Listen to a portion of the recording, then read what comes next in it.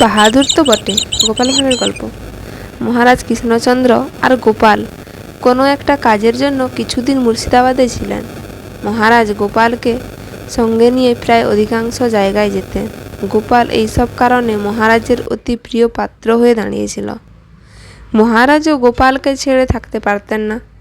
আর প্রকৃত কথা বলতে গেলে গোপালও মহারাজকে ছেড়ে কোনো জায়গায় থাকতো না বলে সে সময় গোপালের নাম ডাক পোষার প্রতি প্রবৃত্তি হয়েছিল।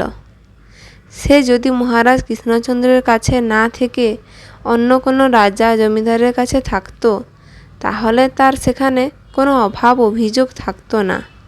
মহারাজ কৃষ্ণচন্দ্র যে কয়দিন মুর্শিদাবাদে ছিলেন রোজই নবাব দরবারে বেড়াতে যেতেন। একদিন দরবার হতে মহারাজ বাসায় এসে গোপালকে জিজ্ঞাসা করলেন, গোপাল, দরবারে তো রাত দিন যাচ্ছ, নবাবজাদিকে কি কোনোদিন দেখেছ? গোপাল বলল, তা আর দেখিনি, পর্দার আড়ালে বসে থাকেন।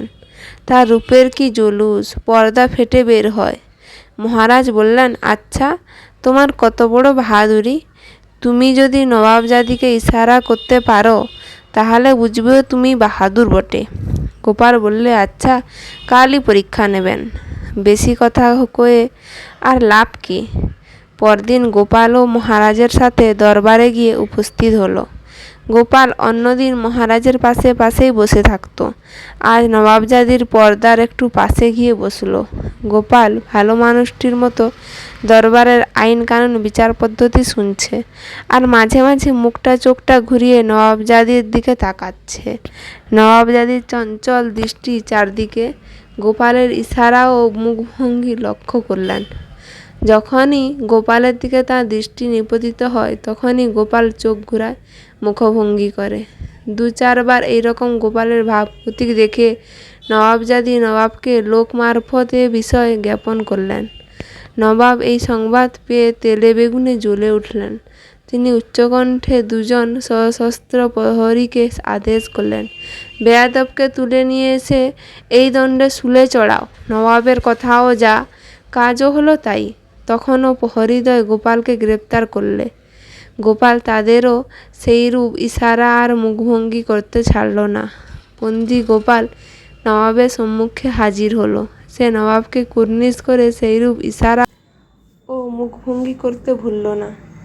নবাব তখন গোপালকে জিজ্ঞাসা করলেন, তোমার বাড়ি কোথায় হে? গোপাল কোনো কথা না কয়ে ইশারা আর মুখভঙ্গি করলে। তখন নবাব বললেন, ছেড়ে দাও এটাকে, দেখছো না ওটা ওর এক মুদ্রাদোষ। প্রহরীরা গোপালের বন্ধন খুলে দিল। গোপাল আবার ইশারা ও মুখভঙ্গি করে নবাবকে সাহেবকে কুর্নিশ করে বিদায় নিয়ে তার আসনে গিয়ে বসল। যথাসময়ে দরবার শেষ হলো। গোপাল বাসায় যেতে মহারাজ কৃষ্ণচন্দ্র বললেন, গোপাল, সত্যিই তোমার বাহাদুরি আছে বটে, তুমি বাহাদুর বটে। ধন্যবাদ ভিডিওটি শোনার জন্য। ভালো লাগলে লাইক করবেন।